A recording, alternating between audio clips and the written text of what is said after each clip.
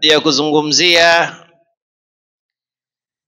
sababu au nyudhuru zinaomfanya mtu akawa ataruhusiwa asihudhurie swala ya jamaa na asipate madhambi na apate thawabu za jamaa. Kadhalika tukaelezea udhuru za swala ya Ijumaa pia. Kwa kuwa Uislamu ni dini ya mipango, huku kuswalisha ni haki ya nani? Huku kuswalisha ni haki ya nani? Utaona Uislamu umeweka nidhamu na ukatofautisha baina ya swala ya nyumbani na swala ya msikitini, na kila mahala kumewekwa nidhamu kwa kutunga wadhi.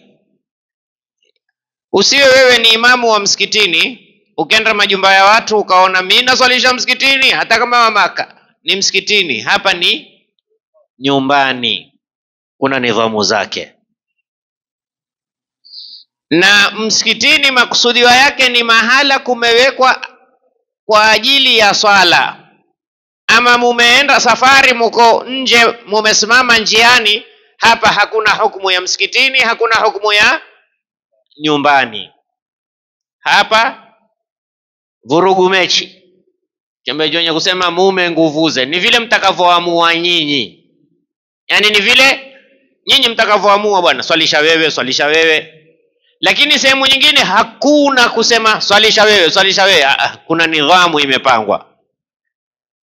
Na kwa kuwa swala ni kitu cha nidhamu, kaona hatukuachiwa swala tu za kawaida, tukaekewa mpaka swala ya maiti, nidhamu inaofungamana na yule maiti.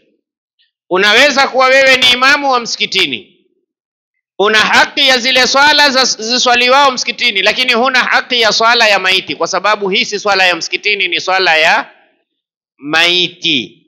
Hapa wenye haki ni wenye maiti. Na mkiona mara nyingi hapa huja maiti, mimi siswalishi kwa sababu si haki yangu, ni haki ya wenye maiti. Ni wewe mwenye maiti akwambie swalisha wewe. Na yatakuja tuelezee, kwa sababu kuna matatizo baadhi ya jamii. Sisi ni Waislamu, ni dini ya nidhamu, hatufai kuigiza masala ya mume kwa mkewe, mke kwa mumewe, wakati yakisha kufungamana ni maiti. Ni nani mwenye haki ya kutoa nafasi ya kuswalia au nafasi ya kuswaliwa huyu maiti? Hayo yatakuja katika mlango wa swala ya janaiza.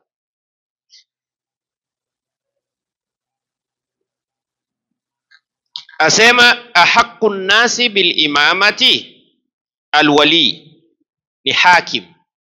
Ikiwa kiongozi wa dini ni mtu kawaida, ni kama walivyozungumza maswahaba baada ya kufa Mtume sallallahu alayhi wa alihi wasallam, alipobaiwa Sayyidina Abu Bakar as-Siddiq radhiyallahu anhu, walipokubali maswahaba, walipombai, walisema maneno mazuri sana: tumemridhia aloridhiwa na Mtume katika dini yetu.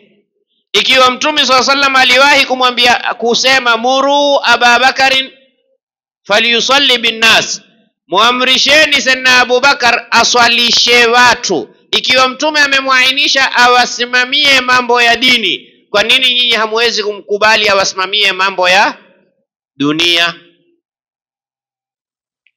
Lakini leo matatizo makubwa yaliyoko, viongozi wa dini hawatambulikani, haswa katika upande wa dunia. Yani ukiwa ni mtu wa dini uonekana mzuka, huelewi kitu katika ulimwengu.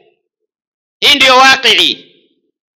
Na dalili, niambie kiongozi gani wa kidunia anaye PS ambaye ni mshauri wake wa karibu, ambaye aijua dini, na akiwa naye utamwona amemtukua mtu majaku. Sio utaona kukiwa na jambo la kiserikali, utaona wewe, angalia, kuna wengi utawaona aya hawayui kuzisoma hata kuzifasiri. zile aya kuzisoma kwa mayaka na waziandishie, hawahisi kuisoma kwa mayaka, tayua kuifasiri huyo? Sasa kwa kukosa mwelekeo wa imani kamili, mtu huona kuwa karibu na mtu wa dini ataninufaisha nini katika dunia. Ingawa Mtume sallallahu alayhi wa alihi wasallam alikiwaambia masahaba, antum adra biduniyakum, nyinyi mambo ya kidunia mwayajua zaidi, mimi si mohomo. Si kwamba hayajui, lakini amewapa nafasi. Lakini hata mambo ya dunia masahaba walikirudi kuhusu kumuulizia nani? Mtume Muhammad sallallahu alayhi wa alihi wasallam. Kwa hiyo kwa mfumo hunu, mara nyingi kiongozi wa dini alikichaguliwa kwa kuwa aielewa dini, na hakuna kuielewa dini kama kuielewa swala. Sasa itakuwa na faida gani ikiwa wewe wajua dini sana lakini hujui hata kuswali? Itakuwa ni kitekesho hicho. Sasa ahaki ni kiongozi wa dini ambaye ni kweli tena amechaguliwa kwa mifumo ya dini. Mathalan sisi tuna makadhi. Wacha tuseme wazi, makadhi wa Kenya hawakuchaguliwa kwa mfumo wa kidini, wamechaguliwa kwa mfumo wa kiserikali. Sisi tumewakubali kwamba alhamdulillah pia tunao makadhi wa dini. Lakini je, kadhi amechaguliwa kwa mfumo wa dini? La, kadhi hawachaguliwi kwa mfumo wa dini. Na haya ni yasemayo, wali bidhalika shahidun wa dalil, nina dalili kuwa makadhi hawachaguliwi kwa mfumo wa kidini, kwa sababu mimi mwenyewe nimeenda. Anayechagua na kupitisha si kiongozi wa dini, ni kiongozi wa mahkamatul ulia, mnahitaji ile court of appeal. Wao ndo, na wao la yaarifu kuuhu an bu'ihi fi dini, hawajui chochote katika dini. Sasa tukija katika mfumo wa dini, kama dini anapokuweko kadhi, lazima na sisi tumtie katika miiyari shari, ila tutampa kama heshima, kuonesha kwamba sisi twaheshimu viongozi wetu wa dini. Tumefahamu ha? Lakini na yeye kadhi na yeye ajijue, bali insanu ala nafsihi. Manake kuna makadhi twendeni tu, walipitishwa tu. Sasa na wajikubali, keti wewe na nafsi yako. Angalia Mtume sallallahu alayhi wa alihi wasallam ana hadithi moja, lau kila mwanadamu atakaa na hii hadithi kiukweli pamoja na nafsi yake, atatoka na jibu. Mtume sallallahu alayhi wasallam asema, istafti qalbak wa in aftauka wa aftauka. Hebu jiulize we moyo wako. Acha watu wakwambia we shekhe hodari we, lakini we kaa, kweli mimi ni hodari? Kweli mimi nina elimu? Kweli mimi nimesoma dini? Kweli mimi nastahiki hapa niliopo? Kweli mimi nafaa hili jukumu ninalolifanya?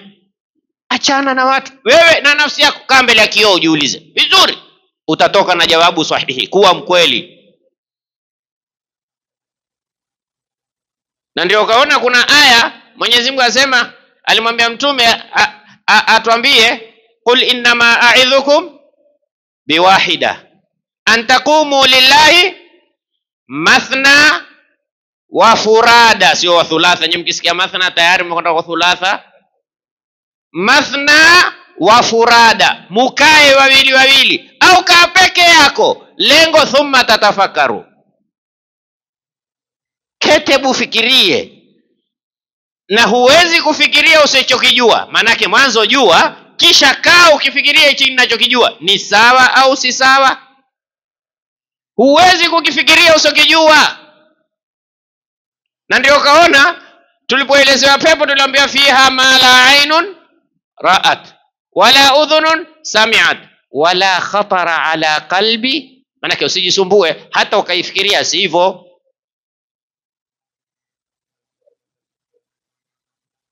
Sasa aya yatuambia tukae ima wawili, wewe na mwenzako muulizane. Yusuf na Ashraf manake ufanana. Mukae Au ukiona ufanani naye, kaa peke yako. Ukiona yeye amekutangulia au wewe umemtangulia mmoja uko mbele dakika 2 au 3, kaa peke yako.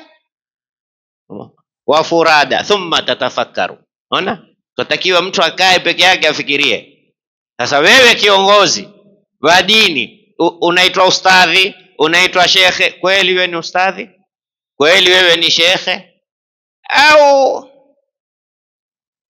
manake kuna sehemu utaona watu wanapeana vyeo, subhana al-malik al-quddus al-alim an-nahrir al-bahr. Unajua maana al-bahri wewe? Unajua maana bahari? Bahari ni ile bana, haiathiriki. Maji yote yanayoingia ya mvua, bahari wala ipiji mayo. Mbona ingia kwangu? Makini. Ubaki ni vile vile.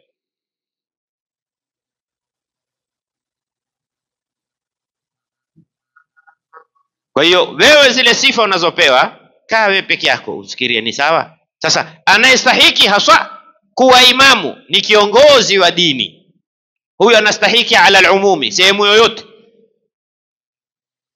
Ama ikija masala ya nyumbani, ni mwenye nyumba ndo mwenye haki. Wala ya ummanna ar-rajulu ar-rajula fi sultanihi, au katika riwaya nyingine fi baiti. Usimswalishe mtu nyumbani kwake, mwache yeye akuswalishe, au akupe ruhusa ya kufanya nini?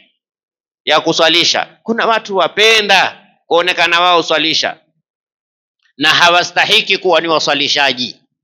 Nini? Mevaa kandu na juba na kiemba au na koti, ni aibu kusimama maamuma na imamu, pengine imamu hakuvaa chochote, uve kikofia tena kibandiko.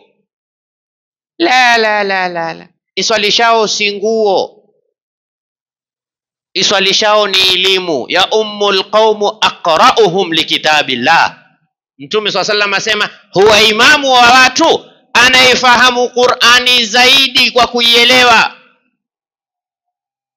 sio kwa kuvaa vizuri.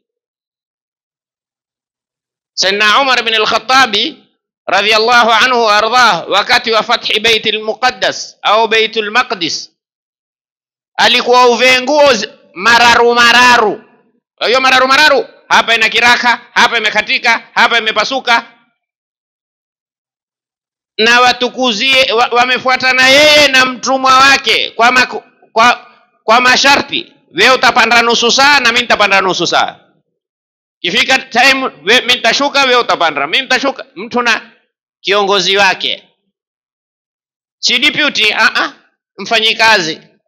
Wale Uislamu ndivyo ulivyokuwa ukitueleza.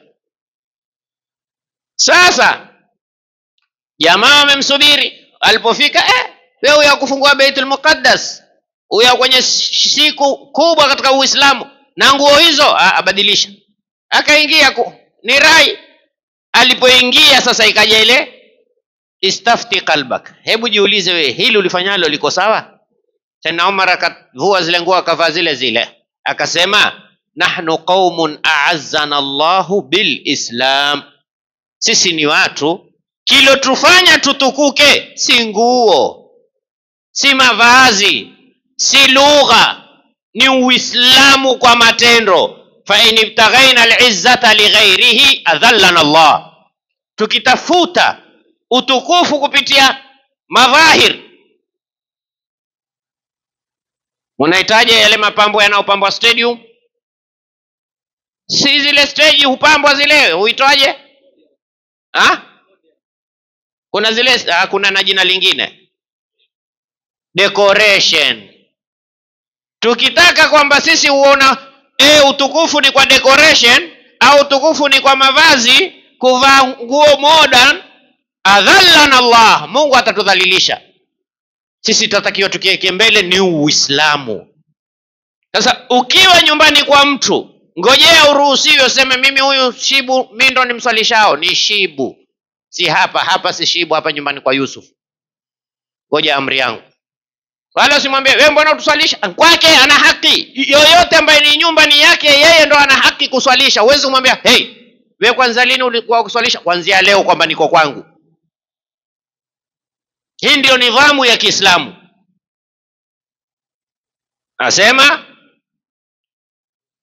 ikiwa ni kwenye nyumba, mwenye nyumba ndio ana haki. Hata kama nimepangisha, kwa sababu mimi nikiipangisha ile nyumba iko chini ya miliki yangu, yanasibishwa na mimi hivi sasa. Utaswali nyuma yangu utake, kama hutaki mwambie mimi sitaki kuswali nyuma yako, lakini atakubali. Itabaki sasa hukumu ya imamu wa msikitini. Hapa kwamba masala ni marefu, inshallah kesho usichelewe. Nini hukumu ya imamu wa msikitini? Yani ni nani anastahili kuwa imamu kwenye msikiti? Je, ni yoyote tu aingie tu hala fujo tu? Kuna nidhamu. Mwenyezi Mungu atupe kila